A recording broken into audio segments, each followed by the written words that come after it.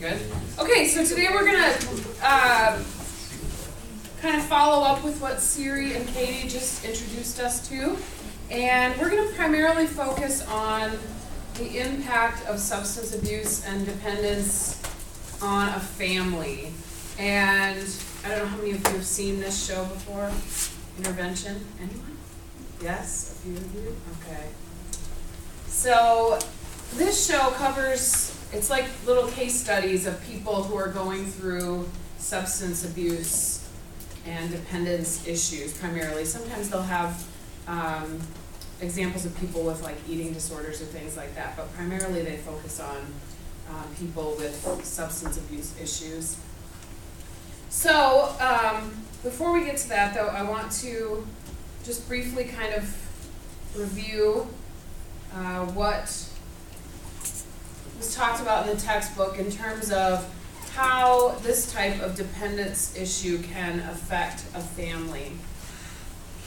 And a lot of this comes from a Perkinson book, one that's more specified and more, focuses primarily on the impact of substance abuse issues on the family. But the first thing is that it becomes the most important aspect of the family's life.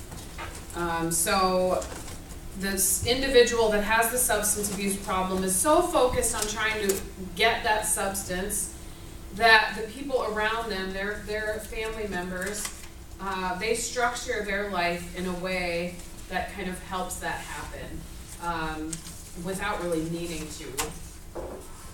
Then the second is that they try to keep the family together no matter what. So even as crappy, and you'll see this family that we're going to see in this video, they're kind of at a pretty low point. Not only the addicted person, but her extended family is really at a low point.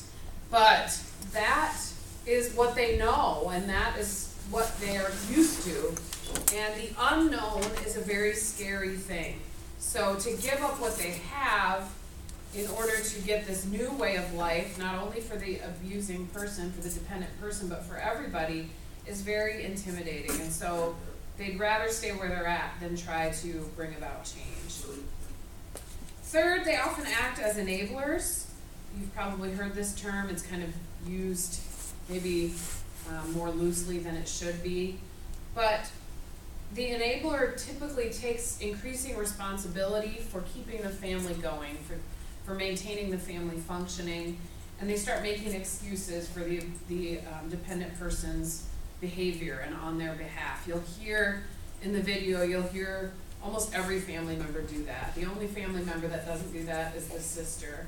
The sister kind of calls Danielle out on the carpet, but the mom makes excuses, the husband makes excuses, and so then they can continue abusing their substance while assuming fewer and fewer responsibilities for their behavior. Fourth, they often feel tremendous guilt, not the abusing person necessarily, but the family members. They start to feel like they're at fault because the dependent person isn't taking responsibility for their behavior. Someone has to, and so that often becomes the role of various family members. 5, they often feel worthless. Their lives are centered around this dependent person's behavior, and they only, as the abuse cycle continues, they only start to recognize what that dependent person wants and what they need. And so they're basically just trying to keep their heads above water. They feel like this is all they deserve. This is all they are capable of having in their life, and they can't even see beyond the dysfunction that they're experiencing to see that there could be a possibility for something beyond that. They don't trust others. They've been disappointed so many times that they really can't even afford to dream about getting better. This is what they're used to. This is what they deserve. And therefore, they don't trust others and believe that anybody could really offer them any true hope for the future. And then lastly, they have poor communication skills. The rule is don't talk, don't trust, don't feel. And so oftentimes there's a lot of secrecy around substance abuse, where, you know, everyone, it's kind of an unspoken rule that you don't tell other people about it, because then there's fear that the family could be destroyed, that there could be some negative consequences that come to the family if people start, if family members start to share with other people what's happening within the walls of their own home. So I want you to kind of look for some of these things in this family. A&E, who sponsors this, and so if we're not going to get to watch the whole thing, so later on, if you're just dying to know what happens to Danielle, you can go online and watch the rest of the episode, but they put in little commercial breaks, so that'll be a good time for us to talk and discuss, and for you to see and identify with me some of these themes, and then we're going to talk about and have some other questions that we can answer during those breaks as well. So any questions about these themes or comments? Okay, let's see. Yeah? So these themes are for like the entire family as a whole, not just Yes, the person that right, so exactly. They feel like they don't trust others either. Right, Okay. right, yes, including the dependent person. Okay. But more often about the outside family. Yes, good question.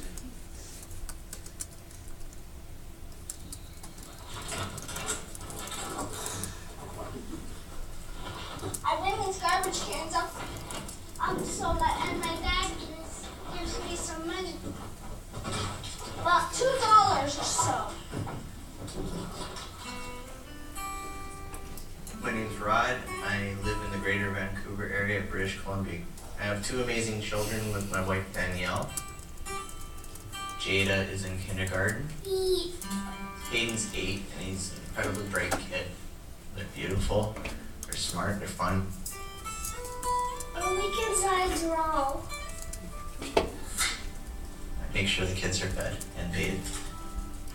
I do the laundry, all the housework, and hold down full-time employment. Me, Daddy, and Julia are going to breakfast. My mom is staying here at home. I called Shotgun. My children and my husband should be all that I need to make me happy. But for me, it's not enough.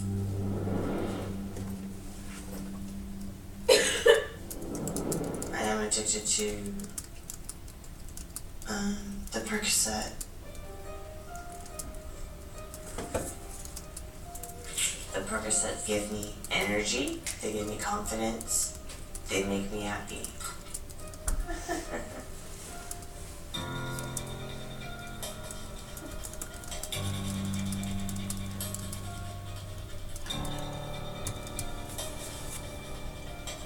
Danielle does have a prescription for Percocet because she gets severe migraines, but the problem is she abuses them.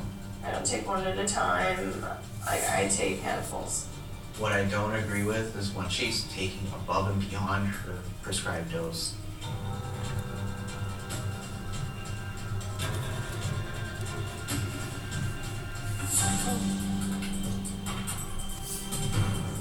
Danielle is on a list of pills, which I'm still trying to figure out myself. I only get half truths. This is Relivia, this is Wellbutrin. This is Clonazepam, this is the Topamax. Something knock me out at night. I mix and match, because sometimes they stop working. She's mixing all these things that are just gonna kill her.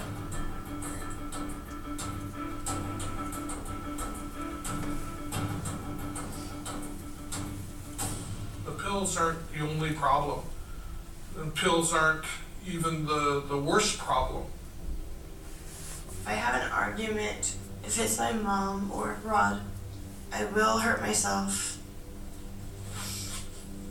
If I get mad at her, she'll turn around and mutilate herself in some manner. I started burning my arms.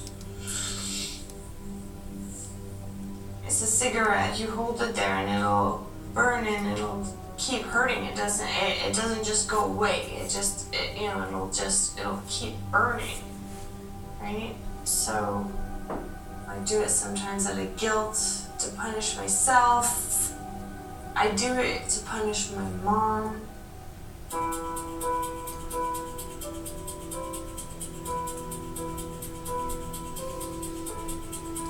I am extremely worried about my daughter Danielle. She's a mess, and I'm at a loss of what to do for her. I'm really doped up.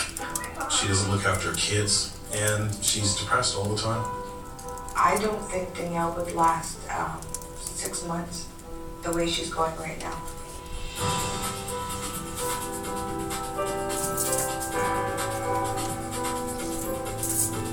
One of my biggest fears is the kids coming home one day and finding Mummy dead on the couch. If Danielle died, it would be devastating on the kids. Her kids would be lost. Love you.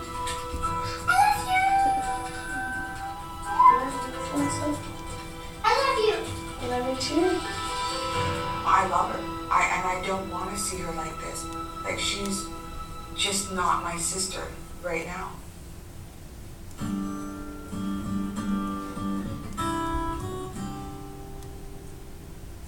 When Danielle was born, she was Daddy's little girl.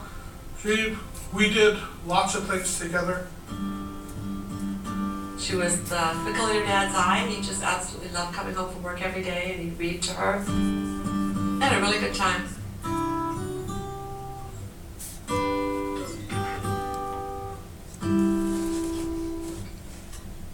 My dad had 3 small kids. He had a business to run, and I don't think that he knew how to handle it. It was a very stressful time. Larry would work long hours, but he would also start drinking at work. I got drunk as a dad. I would get my first half dozen cider, and they'd be done by lunchtime. He would drink probably 2 dozen plus a bottle of wine a day. He beat me up. He almost broke my arm. He literally picked me up and threw me across the room, threw me. I can't remember hitting them at all. My dad has hit me, has thrown me across the room. He was never a violent drunk or belligerent drunk, nothing like that. Mostly a happy drunk. What might not look so bad to her looked pretty damn scary to us. My mom would try to make everything better by buying us something. I absolutely compensated with gifts and everything they wanted. She never stopped us from going to the store and getting a 6-pack. She would give us money for that.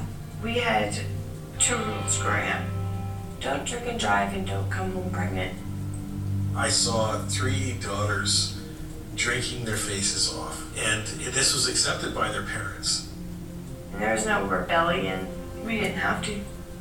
I couldn't tell them not to drink. I didn't want to be a hypocrite. I do feel sorry for her. Her one role model was a drunk, and the other role model was an enabler.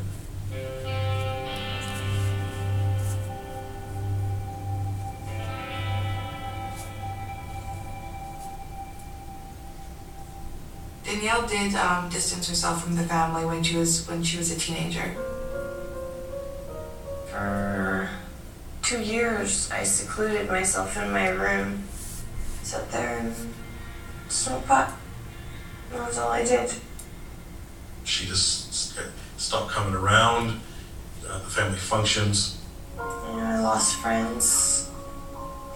I lost some really good friends. I felt depressed.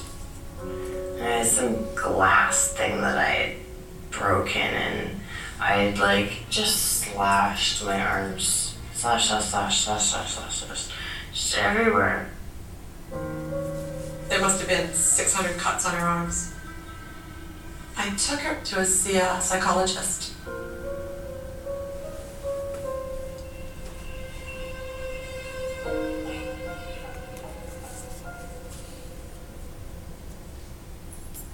doctor gave me antidepressants. And yeah, they actually, you know, for a while they helped. She thought she was fixed. She just said she felt better. And actually after that, she seemed to be quite well for quite a long time.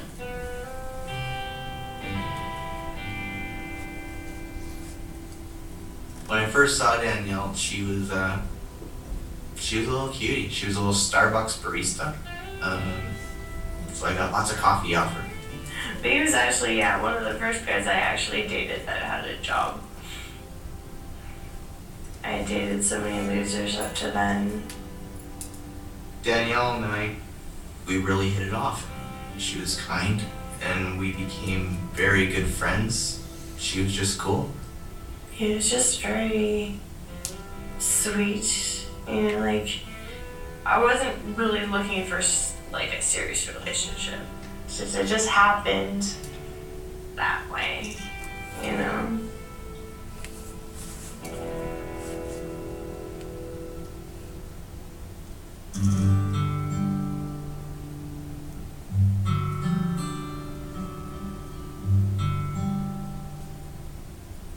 I think that when Danielle was marrying Rod, she was the happiest that I've seen her.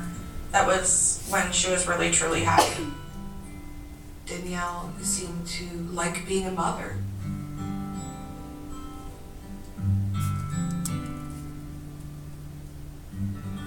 After about Jada was born, she started to slip away. He couldn't see me depressed, he hated seeing me depressed, and I wasn't getting any better. And it seemed like we would fight every day.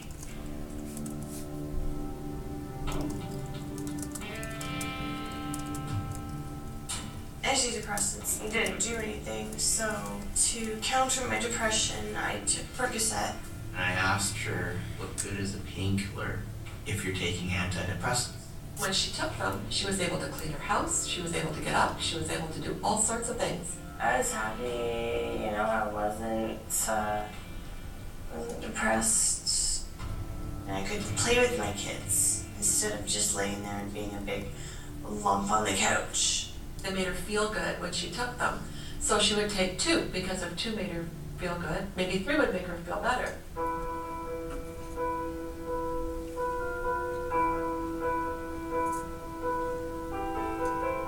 It's gotten progressively worse. Nowadays, it's impossible to get her out of the house. She just is not interested in getting out of bed. She doesn't shower, she doesn't take care of herself. I think her children are having to grow up seeing somebody that's high and sleeping on the couch all the time. If I didn't take the pills, I probably wouldn't even be on the couch at all. I would do a lot worse things than burn myself. I think she is suicidal. I think if nothing's done, I don't think she has long to live. Danielle is receding into herself, secluding herself from her kids, her family, Rod, and she just doesn't care. Doesn't matter to her whether she lives or dies.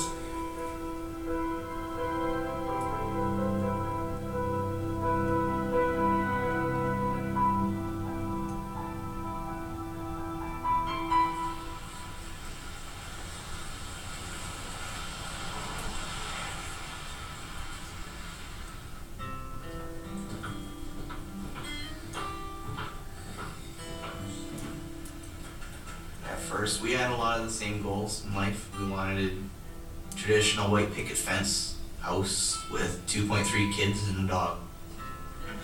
We were building that, and then she started to slip away. And I realized I was the only one trying to build it. When he comes home from work, the house is a mess, and he's gone from 5:30 in the morning. He works hard. He's mad because I can't get a job, I can't do all the things that he needs me to do. To this day, I still don't think I fully understand her depression.